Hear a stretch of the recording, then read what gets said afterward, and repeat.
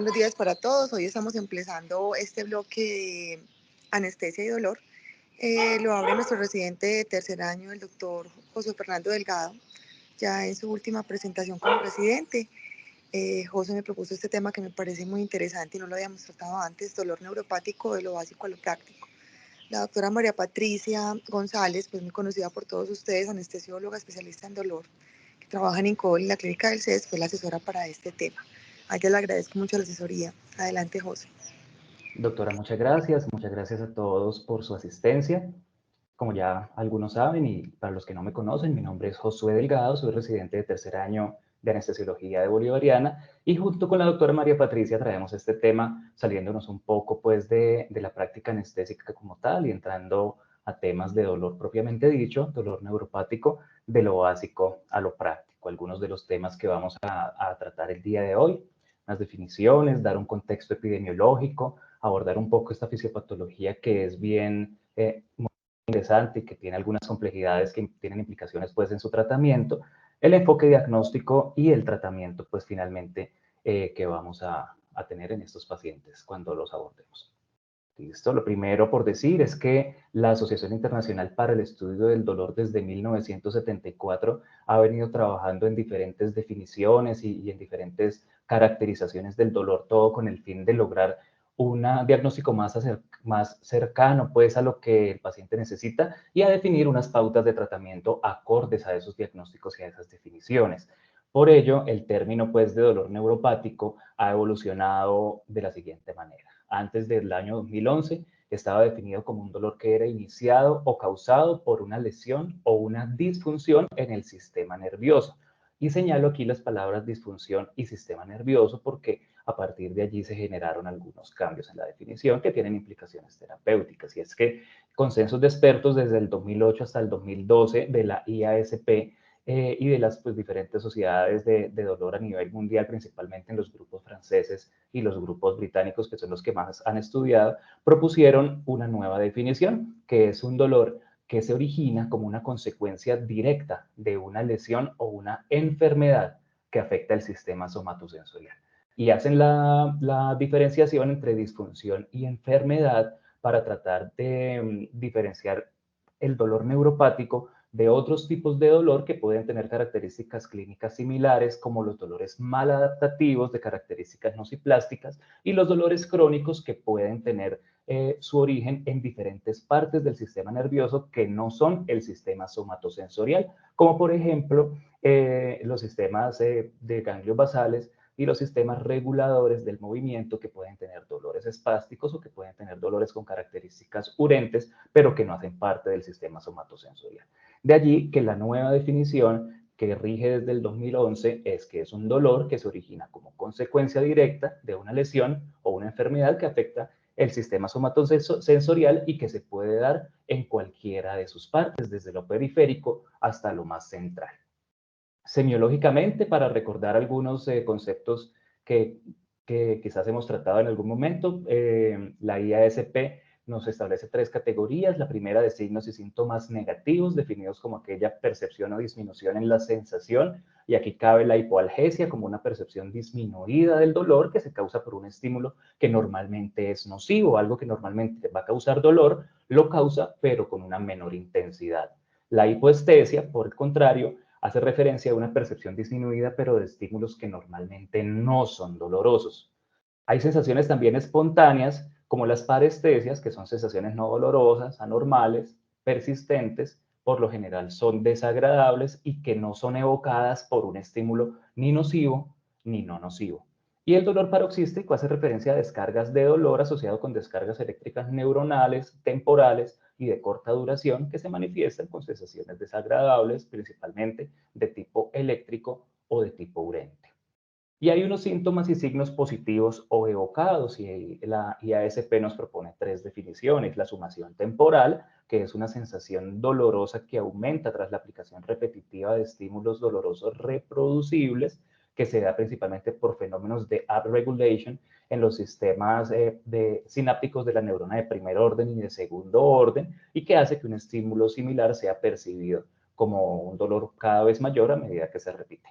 La alodinia, que es un dolor causado por estímulos que usualmente no son dolorosos, principalmente relacionados con el tacto y con la presión, y que clínicamente lo vamos a evocar con el estímulo, por ejemplo, con un cepillo o con una pieza de tela. Y la hiperalgesia es una experiencia dolorosa aumentada a causa de un estímulo nocivo propiamente dicho, mientras que la alodinia, por definición, responde a un estímulo que normalmente no es doloroso. Dentro de la clasificación podemos hablar de clasificación según su origen anatómico, lo clasificamos como un dolor neuropático de origen central, aquel que tiene su origen por alguna lesión a nivel del sistema nervioso central, sea cerebro, sea médula espinal, como en el caso del dolor post-ACV, del dolor en esclerosis múltiple o del dolor posterior a trauma raquimedular, y o un dolor puede ser neuropático periférico, asociado a lesión de nervio periférico, como las neuralgias del trigémino, las neuralgias posherpéticas, los dolores de miembro fantasma o las polineuropatías, por ejemplo, la polineuropatía diabética. Y según el estadiaje, como ya vamos a ver más adelante con las herramientas de estadiaje que tenemos, podemos clasificarlo como un dolor neuropático posible, que es aquel que responde a que tiene características neuropáticas y responde a una ubicación anatómica plausible, un dolor neuropático probable cuando ya hay unas pruebas clínicas validadas que lo soportan, y un dolor neuropático confirmado, que es aquel que ya responde a una evaluación paraclínica.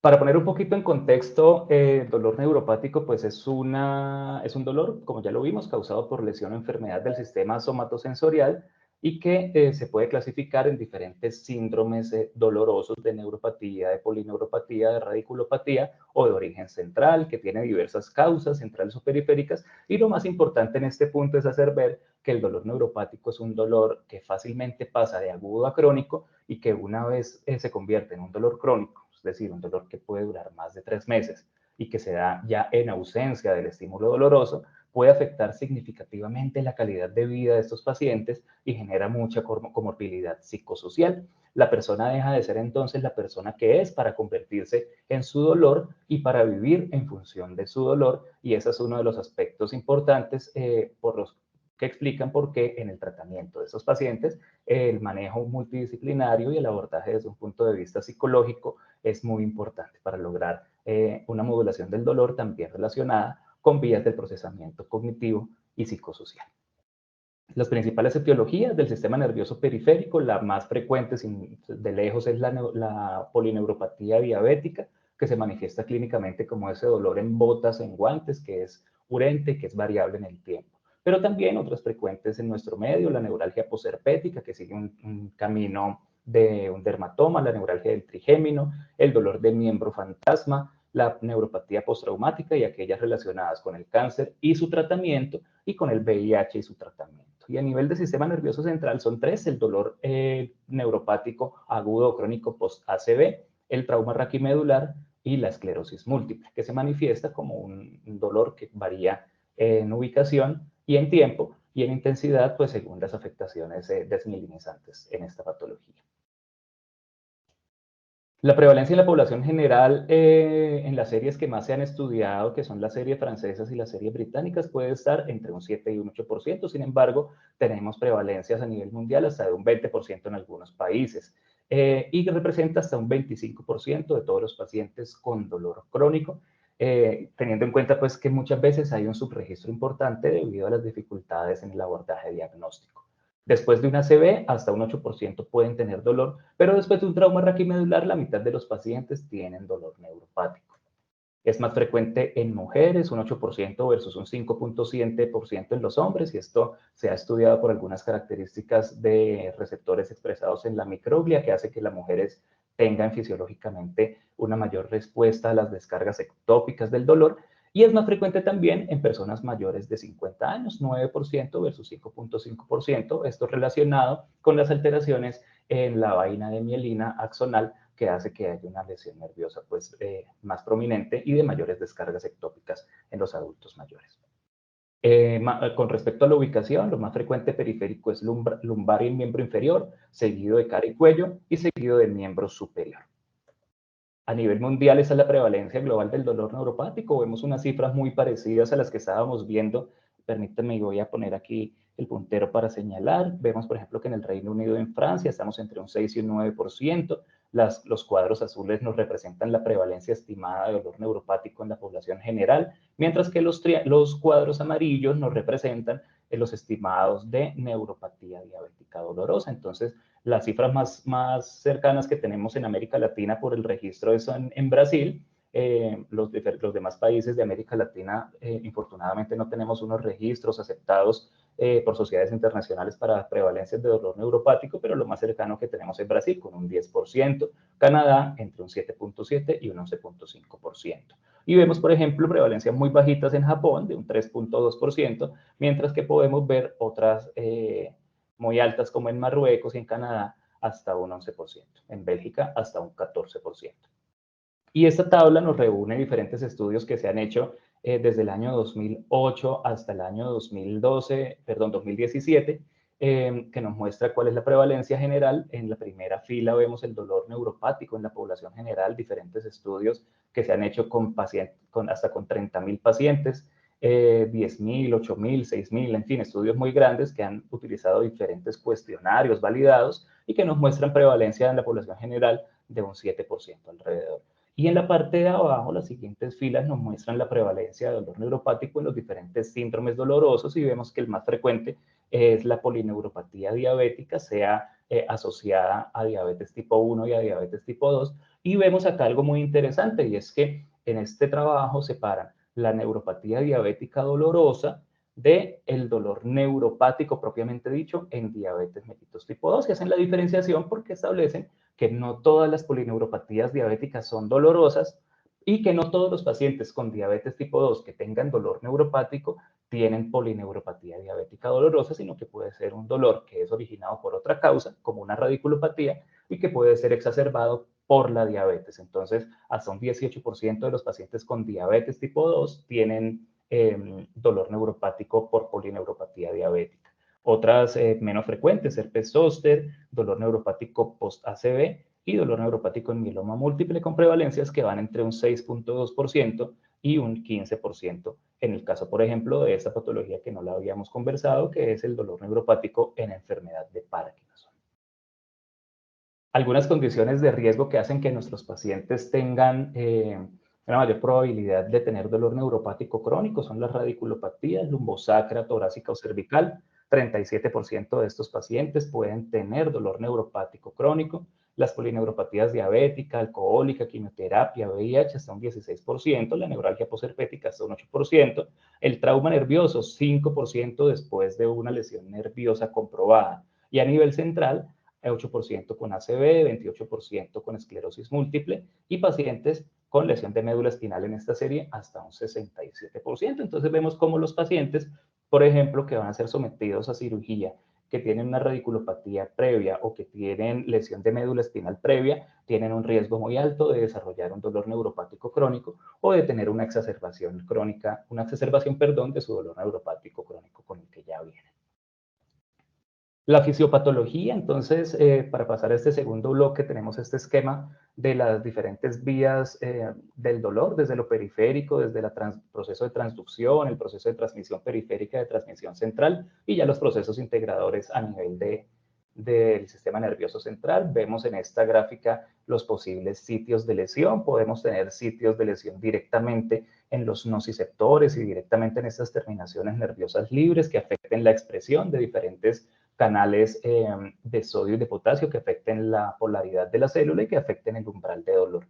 Podemos tener también afectación a nivel del nervio periférico y acá nos muestra este esquema dos nervios lesionados, una fibra amielínica que correspondería a una fibra tipo C, que es una de las relacionadas con la transmisión del dolor, y en una fibra mielinizada lesionada que correspondería en este caso a una fibra tipo A delta, que son las dos fibras tipo C y tipo A delta, las que más se correlacionan con las descargas ectópicas del dolor.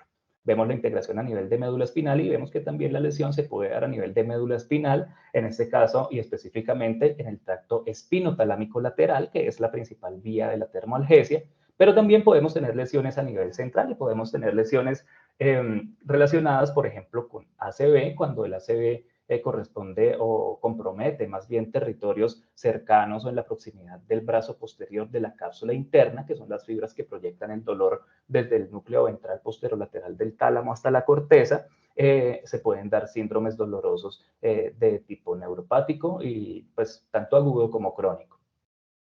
Algunas de las vías involucradas son estas. Esta gráfica pues es un poco más compleja, pero la quise traer para hacer ver que el daño se puede dar nuevamente desde el nervio periférico a través de tres vías. Esta vía azul es el tracto espino-reticular, esta vía roja es el tracto espino-talámico, que ya lo vimos en la diapositiva anterior, y esta vía verde, que entra a jugar un papel importante, es la vía relacionada con el tracto límbico.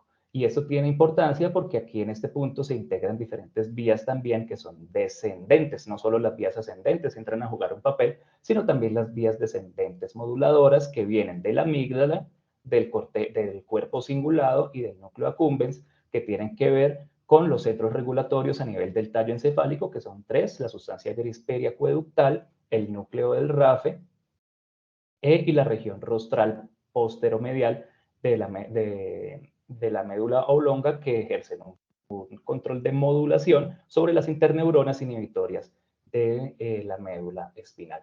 Pero también tiene que ver aquí una cosa muy importante, y es que esta integración con los centros superiores de la amígdala, del giro del cíngulo y del núcleo accumbens tienen que ver con el impacto que tiene el dolor neuropático en la señalización relacionada con la ansiedad, con la depresión, con la anticipación y con las experiencias neurosensoriales desagradables, no solo desde el punto de vista físico y somatoestésico como tal, sino también desde el punto de vista psicológico. Y otra cosa importante es que estas vías amarillas que están acá en la parte derecha están relacionadas con cambios autonómicos y con afectaciones del sueño relacionadas por las interacciones entre las regiones rostro ventral medial de la médula y el locus coeruleus, que tienen que ver con una hiperactivación del sistema nervioso autonómico que hace que hayan descargas simpáticas que potencialicen el dolor. Los cambios fisiopatológicos que se dan, lo primero es tener en cuenta pues que esta es una representación esquemática de la fisiología y fisiopatología normal del dolor, en la cual tenemos en rojo una fibra C, en la cual tenemos en azul una fibra A delta o A beta, que van a conformar estas neuronas pseudounipolares que forman el ganglio de la raíz dorsal, que ingresan a la médula espinal a través de las láminas 1, 2, de la 1 a la 5 de Rexet, y que encuentran en la médula espinal una interneurona y unas neuronas de proyección hacia la médula espinal. Esas son las interconexiones normales. Y vemos acá en gris y en verde algunos astrocitos y algunas células de la glía que van a tener también un papel regulador en el dolor neuropático. ¿Qué pasa? Cuando hay una lesión nerviosa, vemos lo siguiente. Aquí tenemos en la derecha, en la parte de arriba, en el recuadro B, 4 fibras nerviosas. 2 fibras nerviosas intactas, que son la 2 y la 4, es una fibra roja tipo C con sus receptores de membrana, una fibra azul tipo A delta, el número 4, que tiene sus vainas de mielina, sus nódulos de Rambier, y vemos en el 1 y en el 3 una fibra A delta lesionada, con su vaina de mielina lesionada y con su nervio esquemáticamente seccionado, y una fibra C con el nervio seccionado también esquemáticamente. ¿Qué es lo que pasa? Sucede que hay un fenómeno de reclutamiento por el cual las fibras lesionadas empiezan a liberar sustancia P, empiezan a liberar péptido relacionado con el gen de la calcitonina, y también empiezan a liberar mediadores inflamatorios como interleuquinas y factor de necrosis tumoral, que hace que las fibras intactas que están alrededor empiecen a expresar de forma maladaptativa sus receptores de membrana, principalmente una expresión exagerada de receptores NMDA y de receptores TRPV1, que son los receptores asociados a potencial de membrana o receptores vaniloides.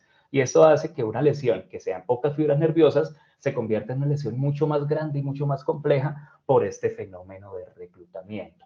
Entonces, aquí en la parte de abajo vemos que este fenómeno de reclutamiento hace que todas esas neuronas empiecen a disparar potenciales de membrana ectópicos desordenados que llevan, lo vemos acá en el cuadro C, una fibra C con una estrellita que representa ese potencial ectópico y que empieza a confundir a esta interneurona y que empieza a confundir las fibras A delta y que empieza a confundir todo este sistema de la microglía para que esas descargas ectópicas periféricas se conviertan en descargas ectópicas centrales y se genere un fenómeno muy importante en la fisiopatología, que es la sensibilización. Entonces, una descarga ectópica no controlada, frecuente y desordenada a nivel periférico lleva a que esas células centrales interpreten cualquier estímulo como dolor por un fenómeno de sensibilización.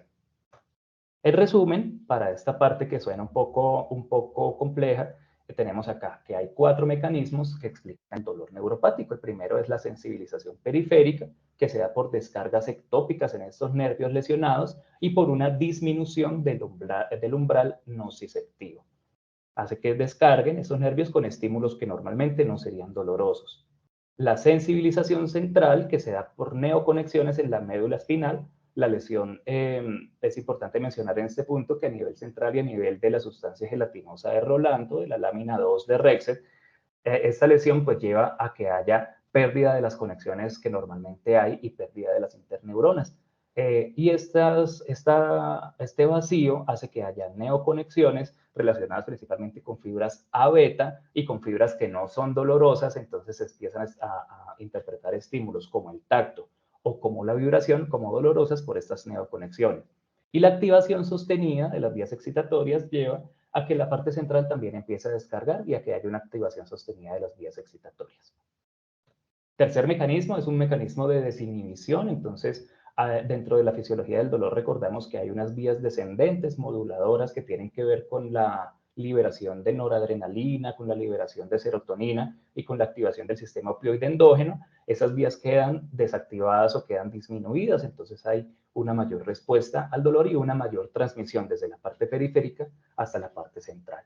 Y finalmente, un fenómeno de activación simpática por proliferación de neuronas simpáticas en la raíz dorsal, que van a explicar muchos de los hallazgos clínicos de los dolores neuropáticos asociados pues a activación simpática, como por ejemplo la hiperhidrosis local o por ejemplo fenómenos vasomotores o fenómenos relacionados con el aparato piloerector, como es el caso por ejemplo del síndrome doloroso regional complejo, en el cual hay moteado de la piel, hay atrofia, hay distrofia, hay proliferación de vello inmaduro y hay cambios de sudoración. El enfoque diagnóstico es muy importante tener en cuenta, pues, un abordaje diagnóstico normal de una historia clínica lo más completa posible, enfocada no solo en el dolor, sino en las comorbilidades del paciente.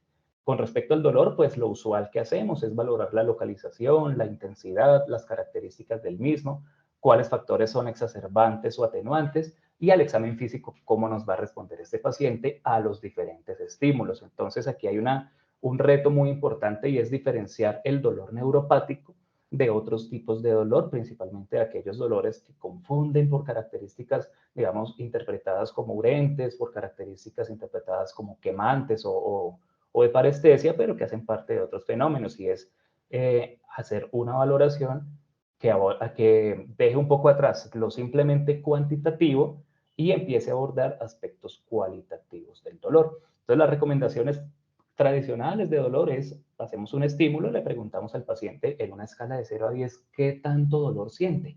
Y esto lo hacemos todos los días, de 0 a 10, cómo es su dolor. Pero muchas veces nos podemos encontrar con esto. El paciente dice, no siento dolor. Pero si vamos más allá y le preguntamos al paciente e incorporamos una colección pues de preguntas y una colección de datos más cualitativos, podemos preguntarle, ¿usted qué siente?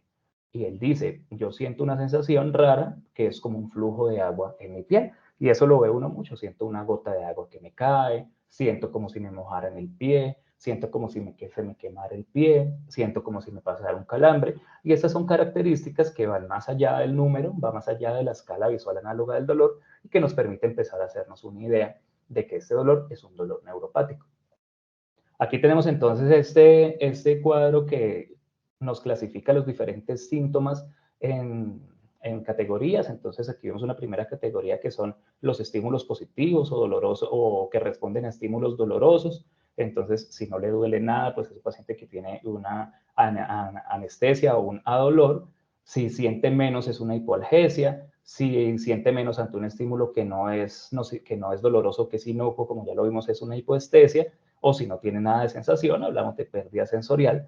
Si nos vamos para este lado, podemos ver en ganancia sensorial si el paciente tiene alodinia, tiene hiperestesia, o si el paciente tiene una alteración en la percepción sensitiva, como parestesias o disestesias. Entonces, estos son como los diferentes síntomas que podemos ver en, esos son los diferentes síntomas que podemos ver en los pacientes con dolor neuropático. Cuando los abordamos ya estos pacientes y profundizando un poco en la clasificación anatómica, si es periférico, si es central, las tres causas principales que son del dolor neuropático central y que quiero repetirlas de todas formas porque es algo que no se nos puede olvidar porque es algo que lo vemos muy frecuente en la práctica clínica, son los dolores neuropáticos posteriores a trauma raquimedular, que lo vemos aquí en la mano en el lado derecho, que puede ser al nivel o por debajo de la lesión de la espina a nivel medular. Entonces es un dolor asociado con trauma raquimedular. Estos pacientes nos van a referir con frecuencia que tienen un dolor lancinante, un dolor quemante o eléctrico y un dolor que cuando uno hace el estímulo de la lesión o del dermatoma lesionado, se va a referir a la columna. Es que, doctor, usted me toca el pie y yo siento que me está jalando la columna al nivel donde hubo la lesión. Esa es una de las características del dolor neuropático asociado a trauma raquimedular. El dolor neuropático central post-ACV es contralateral a la ACV, es ipsilateral pues en la cara y también tiene que ver pues, con compromiso pues, de las extremidades principalmente, pero también un poco del tronco y del abdomen. Este dolor tiene una característica y es que se asocia a rigidez, a espasticidad, a parálisis espástica, que incrementa el componente del dolor sin que esto sea un dolor neuropático per se, sino que la espasticidad lleva a una mala adaptación nociplástica que potencializa el dolor neuropático. Y el tercero de los centrales es el dolor asociado a esclerosis múltiple. Sabemos o recordamos por definición que la esclerosis múltiple corresponde a una aparición de lesiones desmielinizantes, que son variables tanto en lugar como en tiempo, y asimismo es el dolor. El paciente tiene crisis dolorosas, variables en lugar y variables en tiempo. Le duele una parte, le duele otra, después otra y después otra, y esto pues hace parte del fenómeno de esclerosis múltiple. Y ya a nivel periférico, según la ubicación anatómica, podemos hablar, por ejemplo, de neuralgias del trigémino, de neuralgias posherpéticas cuando hay una distribución unilateral en uno o más dermatomas, que sí lo podemos tener también a nivel del trigémino, y debemos hacer la diferenciación, por ejemplo, de un síndrome de Ramsay-Hunt con una neuralgia del trigémino. La lesión de nervio periférico, que la podemos ver eventualmente con las neuropraxias, con las neurognesis que vemos por malposición del paciente, por ejemplo, por lesión nerviosa asociada a un bloqueo regional, que es pues, muy poco frecuente, pero puede pasar, que se da en la localización pues, sospechada de la compresión o de la lesión del nervio. Dolor de miembro fantasma, posamputación, nos enfrentamos mucho a estos pacientes también en cirugía y podemos ver estrategias para disminuir el riesgo de dolor de miembro fantasma. Y ya las polineuropatías diabéticas y las radiculopatías diabéticas que cumplen pues con una clasificación anatómica como tal. Y esta clasificación anatómica es el punto de partida para empezar a tamizar el dolor neuropático y para empezar a clasificar el dolor neuropático. Han sido validadas diferentes herramientas. La que más veníamos usando era la LANSS, que es la herramienta de LITS para la evaluación del dolor neuropático y sus signos y sus síntomas. Sin embargo, actualmente, y ese es uno de los mensajes grandes que quisiéramos dejar junto con la doctora María Patricia en esta charla, es que la que más estamos utilizando es la escala francesa, la DN4, que la ven acá resaltada en este recuadro. Dolor neuropático en 4 preguntas. Son 4 preguntas que se agrupan en 2 ítems, un ítem relacionado con la anamnesis y un ítem relacionado con el examen físico, y que pregunta al paciente 4 cosas: cómo son las características de su dolor, cuáles son los síntomas asociados, esto en la anamnesis, y en el examen físico, cuáles son las zonas de hipoestesia y cuáles son las zonas de alodinia. Y elegimos esta herramienta y se recomienda en diferentes sociedades internacionales porque nos muestra que es la que tiene unas mejores propiedades psicométricas. Vemos que ha sido validada en diferentes escenarios. En la parte de abajo vemos que ha sido validada, por ejemplo, en trauma raquimedular, en neuropatía diabética, en lepra, en cáncer de seno, en dolor neuropático post-mamoplastia en cáncer, por ejemplo, en diferentes tipos de cáncer, en dolor lumbar y en radiculopatía lumbar baja, que ha sido validada también en diferentes idiomas, en turco, en español, en portugués, en griego, en alemán, en árabe, y que cuando lo comparamos con las otras herramientas que tenemos una sensibilidad del 83%, una especificidad del 90%, que es muy importante, pero no solo eso, tenemos la mejor área bajo la curva, tenemos un área bajo la curva de 0.92. Es decir, si aplicamos juiciosamente esta escala de dolor neuropático en 4 preguntas, podemos clasificar de forma adecuada hasta un 92% de los pacientes si tienen o no tienen dolor neuropático, que eso es lo que nos indica el área bajo la curva. Y esta es entonces el cuestionario como tal. En la entrevista preguntamos, señor, usted tiene o señora, usted tiene algún dolor, tiene una, perdón, o más de las siguientes características, quemazón, frío doloroso o calambres eléctricos, sí o no para cada una de ellas. Pregunta 2. ¿Ese dolor está asociado con uno o más de los siguientes síntomas? Hormigueo, alfileres o agujas, entumecimiento, picazón. ¿Sí o no? Para cada una de las preguntas. Y al examen físico. Señor, el dolor está localizado en una zona en la que hay hipoestesia. ¿Siente poquito o, al tacto o siente poquito de los pinchazos? ¿Sí o no? Y el dolor es evocado como una alodinia por cepillado suave de la piel. Esto nos da un puntaje que puede ir desde 0 hasta 10 puntos y un puntaje mayor o igual a 4 puntos se asocia con un alto riesgo de un dolor neuropático probable con un área bajo la curva de 0.92. Como les recuerdo, clasificamos bien a un 92% de estos pacientes. Una vez hacemos estas herramientas diagnósticas, pasamos al estadiaje y vemos lo siguiente. Primero, historia del dolor. Hay una historia de una lesión neurológica o una enfermedad en el sistema somatosensorial. Primero, que es relevante. Y segundo, que tiene una ubicación anatómica plausible con la lesión, una ubicación neuroanatómica. Si esto no es así, es poco probable que sea dolor neuropático. Si esto es así, vemos que tenemos un dolor neuropático posible.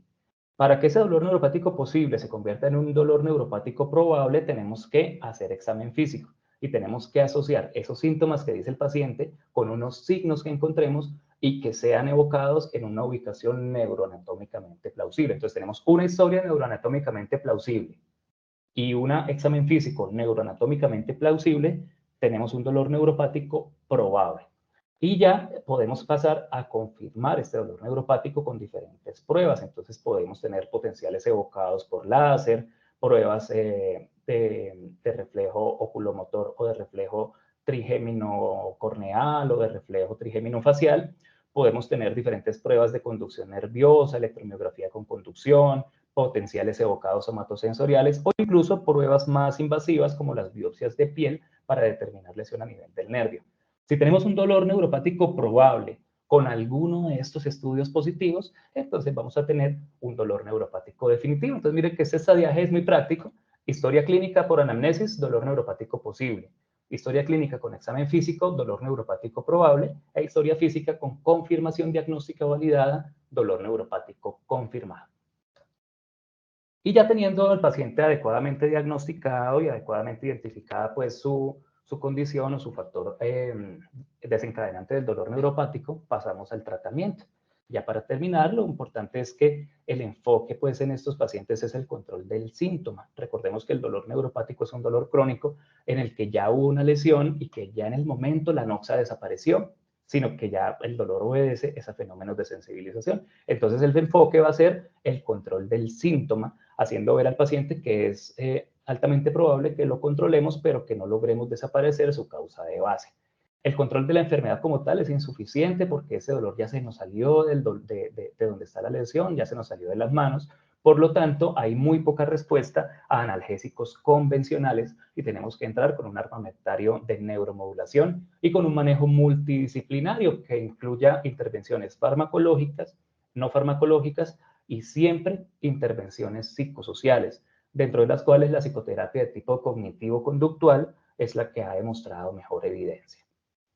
Las recomendaciones actuales que tenemos, la tenemos en esta revisión sistemática, perdón, a partir de la cual la Sociedad Francesa de Dolor nos establece unas recomendaciones. Esto es del año 2020 y ha sido publicado en la revista neurológica francesa. Son las recomendaciones más actuales de guía de práctica clínica que tenemos para el dolor neuropático. Tenemos evidencia fuerte para 3 grupos de medicamentos: los antidepresivos duales, los anticonvulsivos y los antidepresivos tricíclicos. Los 3 se consideran primera línea Dentro de los antidepresivos duales tenemos la duloxetina y la venlafaxina, inhibidores selectivos de la recaptación tanto de serotonina como de norepinefrina, que van a potencializar las vías inhibitorias descendentes del dolor, las vías moduladoras. La duloxetina es la que tiene mejor evidencia, es la que más sirve, es la primera línea. Sin embargo, la venlafaxina muchas veces es mejor tolerada por los pacientes. La duloxetina la podemos empezar con dosis de 30 miligramos, ir titulando cada 4 semanas hasta lograr dosis máximas de 120 miligramos día. Usualmente con una dosis de 60 miligramos día en nuestra población es suficiente. ¿Qué pasa con la duloxetina? Que tiene pobre tolerancia a nivel gastrointestinal, que puede generar cefalea y embotamiento y que puede generar también una importante resección de mucosas. Entonces, la segunda opción sería la venlafaxina con dosis de inicio 37.5. Con la venlafaxina, cuidado con los pacientes hipertensos porque tiene mucha más liberación de noradrenalina y puede generar que la persona hipertensa controlada pase a estar en un estado no controlado.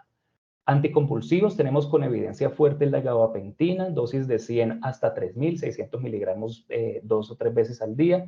Es el medicamento de primera línea y tiene mejor evidencia la gabapentina que la pregabalina, pero muchas veces utilizamos la pregabalina de entrada, que no la vemos en este cuadro porque la evidencia que tiene es moderada, porque es mucho mejor tolerada que la gabapentina.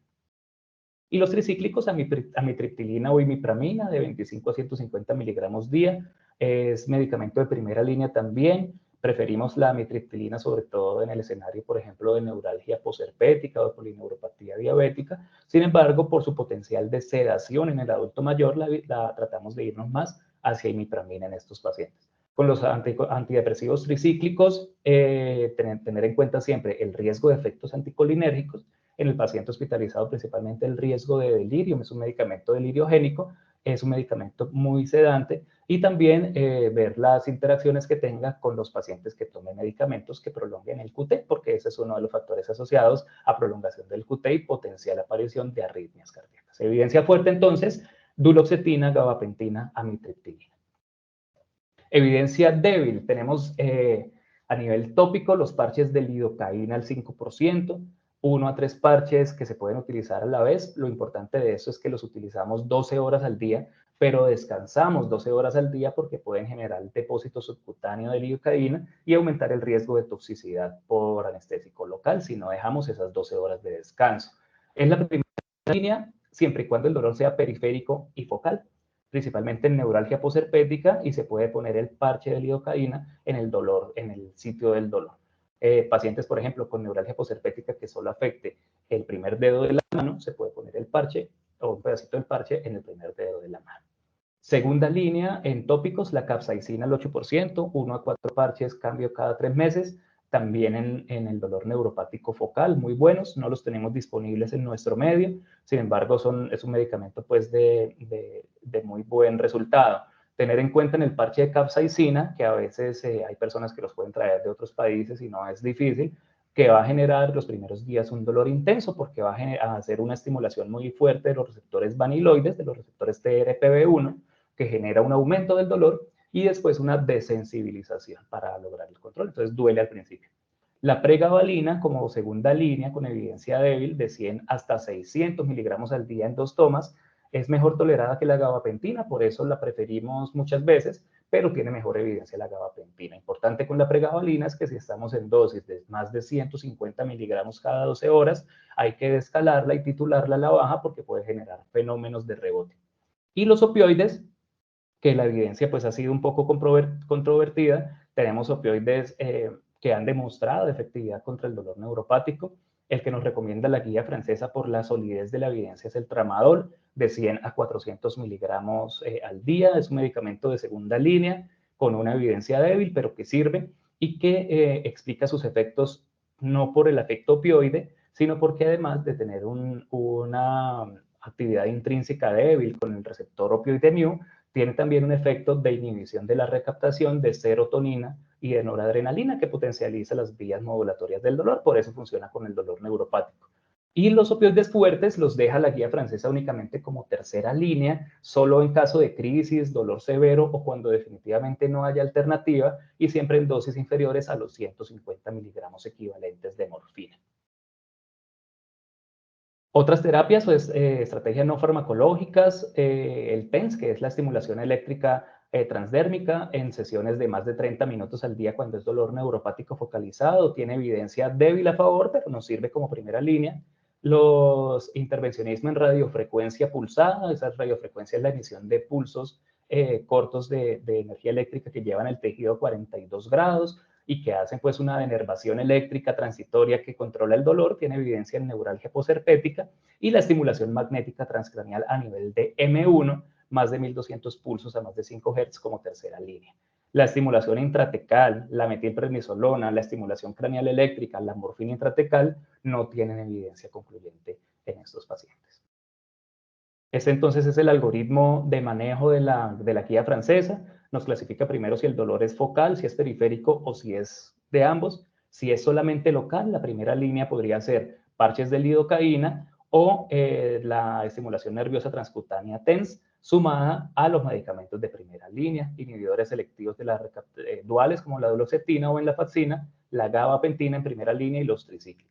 La segunda línea vendría siendo el parche de capsaicina al 8% y una herramienta que tiene evidencia también débil, que es la toxina botulínica, 50 a 300 unidades cada 3 meses en el área del dolor. O ya nos vamos con pregabalina, tramadol o terapia combinada con antidepresivos y gabapentinoides. Duloxetina pregabalina usualmente es una combinación muy buena asociada a tramadol en ciclos cortos cuando hay crisis, puede ser una estrategia muy interesante. Y ya en tercera línea, opioides fuertes, menos de 150 equivalentes de morfina al día, solamente en ausencia de otras alternativas. Acá vemos un esquema gráfico, pues, de las diferentes intervenciones que hay, la estimulación intratecal, la estimulación cerebral, las bombas de medicamentos intratecales o la estimulación magnética AM1 para hacerlo, pues, como gráfico. Recordemos que la estimulación magnética AM1 es la que más tiene evidencia en dolor neuropático. La guía francesa nos deja entonces afuera otros 2 medicamentos o 3 medicamentos que hacen parte del armamentario en dolor neuropático, y es el tapentadol. Tapentadol ha sido ampliamente revisado para dolor neuropático eh, y, y digamos que su utilidad obedece a diferentes mecanismos de acción. El tapentadol, por su efecto opioide, actúa sobre los receptores opioides mu, tanto pre como postsinápticos, pero tiene un efecto importante en la inhibición de la recaptación de noradrenalina. Entonces, por esta vía es efectivo contra el dolor neuropático. Tapentadol de liberación prolongada, 50 miligramos 2 veces al día, o sea, 100 al día, hasta 450. Es útil en neuralgia posherpética, en polineuropatía diabética, neuropatía por quimio, dolor neuropático por cáncer y diferentes condiciones musculoesqueléticas. Y también ha sido estudiado con esta revisión sistemática, comparado que sintetiza diferentes ensayos clínicos controlados, comparado con oxicodona, naloxona o con intervención estándar en más de 2.700 pacientes, y que muestra que definitivamente el tapentadol con una dosis inicial de 50 miligramos cada 12 horas, aprobado por la FDA, tiene un nivel de evidencia entre 1 y 2 para reducción de síntomas neuropáticos y para reducción de constipación, náuseas y vómitos. Entonces, no solo es efectivo contra el dolor neuropático en comparación con otros opioides, sino que además tiene menos sintomatología no deseada.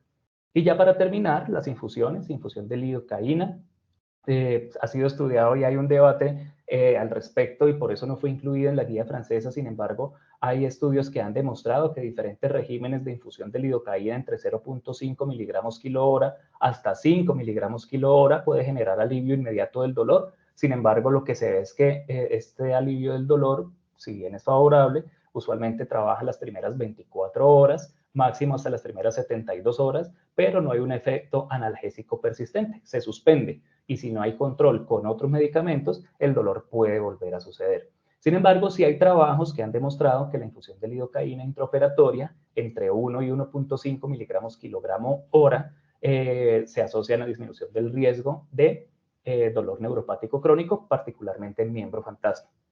Esta revisión es más nueva, revisión sistemática, la anterior es de 2019, esta es de 2021, 27 estudios en diferentes contextos, trauma raquimedular, lesión de nervio periférico, neuropatía diabética, síndrome doloroso regional complejo, concluye que la evidencia es insuficiente y heterogénea, que no permite reconocer con certeza la infusión de lidocaína en estos pacientes y debido a esta controversia no fue incluido en la guía francesa.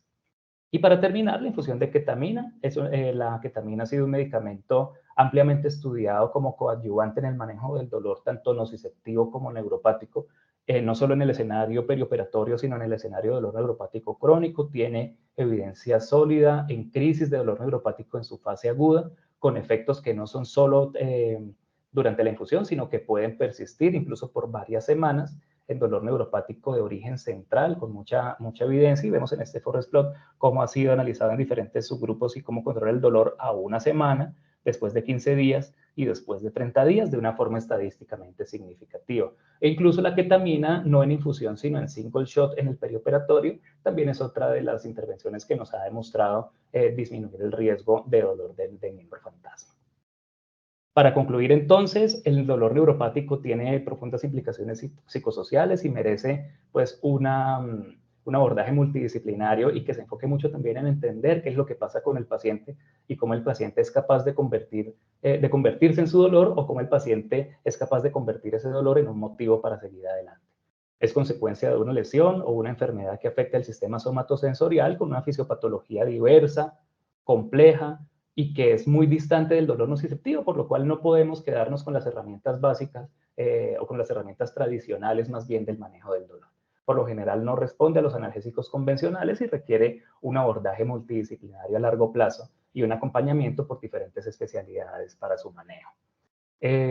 Los dejo entonces con esta foto que corresponde al bloque 11 del campus de Laureles en la Universidad Pontificia Bolivariana, sede de Laureles, que esta foto la tomé hace ya casi 3 años, hace más de 3 años, cuando iba entrando y llegando a la entrevista para ser admitido a la residencia. Muchas gracias por su atención y espero que la charla haya sido de su interés y de su agrado.